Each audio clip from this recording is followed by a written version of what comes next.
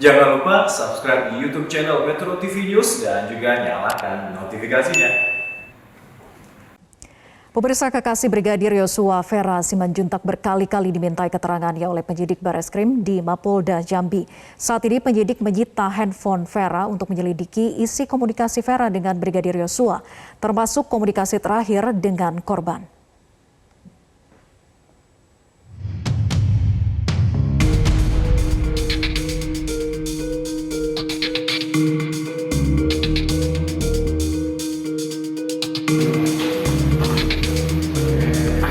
Vera Simanjuntak, kekasih Brigadir Yosua, sudah 2 kali dimintai keterangan oleh penyidik Bareskrim Polri di Mapolda Jambi.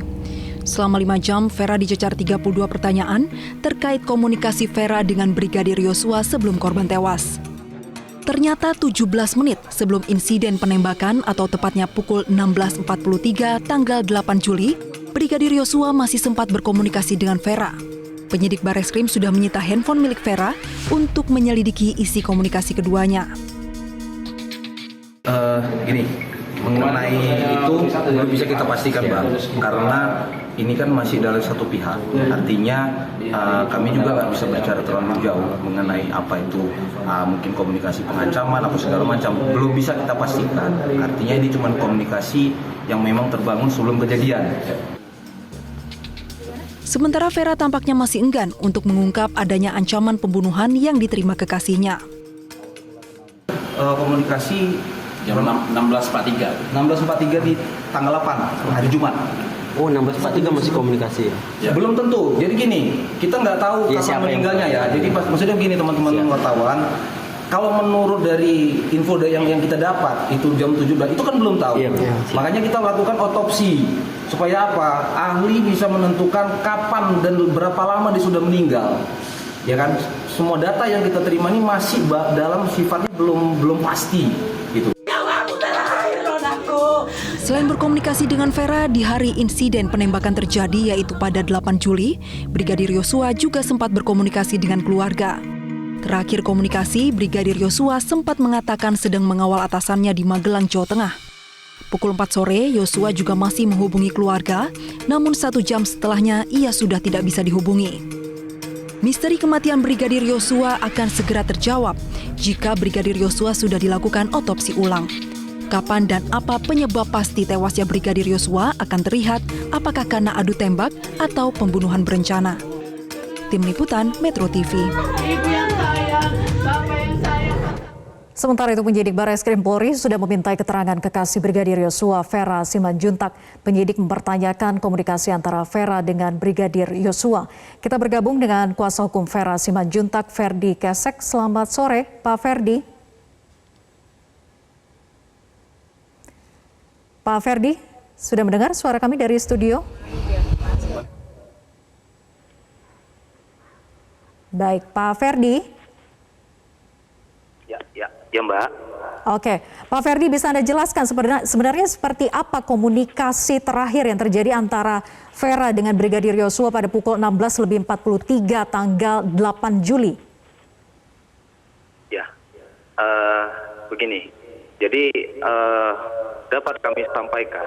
Pertama mungkin kehadiran kami untuk sebagai penasihat hukum atau sebagai kuasa hukum dari saksi yang dihadirkan oleh Bareskrim Polri, artinya di sini menjamin semua hak-hak terhadap klien kami atau spesifiknya Mbak Vera sendiri, ya. Jadi dari keterangan yang kami sudah kita catat dan mungkin nanti akan dikembangkan kembali. Jadi sebelum terjadinya penembakan oleh Brigadir J, ada beberapa kali telepon yang tidak terjawab yang dihubungi oleh almarhum Brigadir J kepada Mbak Veranya. Nah, itu ada beberapa kali. Kemudian di jam yang tadi disebutkan jam 16.43 kurang lebih, Mbak Vera menghubungi kembali karena dia melihat ada beberapa panggilan tidak terjawab melalui WA call. Nah, pada saat dihubungi, si almarhum pada saat itu mengangkat. Kemudian dengan nada yang tenang, tapi sedikit bisik-bisik, dia sampaikan kepada Vera sebagai kekasihnya, nanti Dek saya hubungi kembali.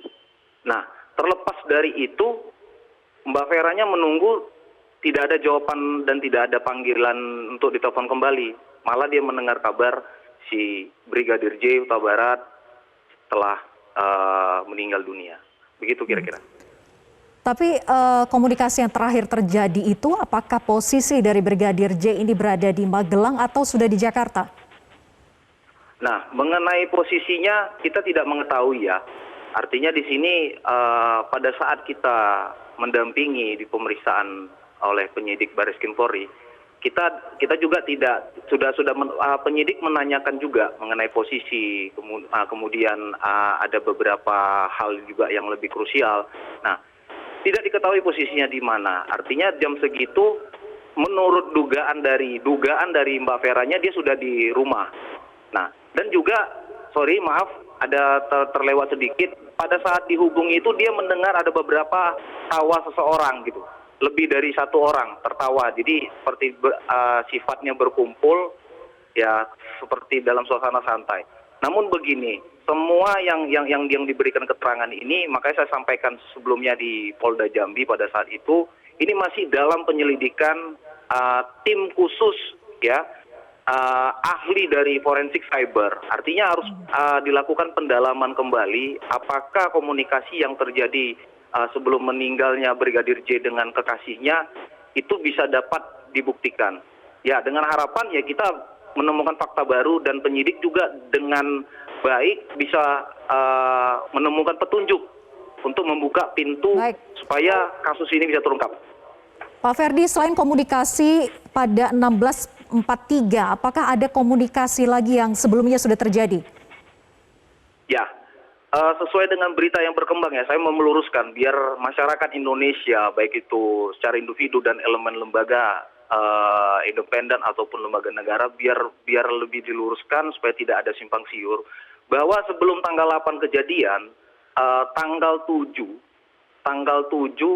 saya tidak tahu persis jam berapa, memang Brigadir J sempat menghubungi kekasihnya ya, Mbak Vera. Posisinya kemungkinan dugaan masih di Magelang. Di tanggal 7 itu masih di Magelang. Nah, disitulah Brigadir J memberikan keterangan bahwa dia dalam masalah gitu. Dalam masalah. Namun si Mbak Veranya menanyakan kenapa Bang gitu. Siapa Bang gitu.